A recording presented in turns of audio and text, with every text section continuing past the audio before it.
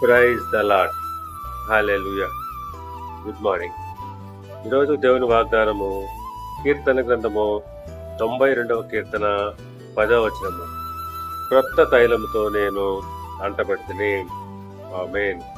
క్రీస్తునందు ప్రియులారా, క్రొత్త తైలంతో నేను అంటబడితినని కీర్తనకారుడు అంటున్నాడు.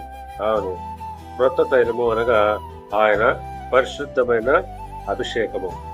మనము దేవుని యొక్క పరిశుద్ధమైన తైలముతో అభిషేకించబడి ఉన్నాము. ఇది నిజముగా ఎంతైనా మనకు ధన్యత. కీర్తన గ్రంథము 89వ కీర్తన 20వ వచనం ప్రకారంగా, నా పరిశుద్ధ తైలముతో అతన్ని అభిషేకించి ఉన్నాను.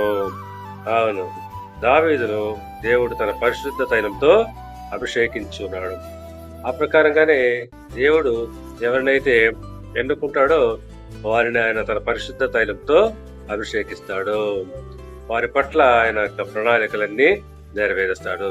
కనుక మనము ఈ విషయాన్ని గ్రహించి ఆయన అభిషేకాన్ని మనము ఎప్పటికీ కూడా పోగొట్టుకోకూడదు.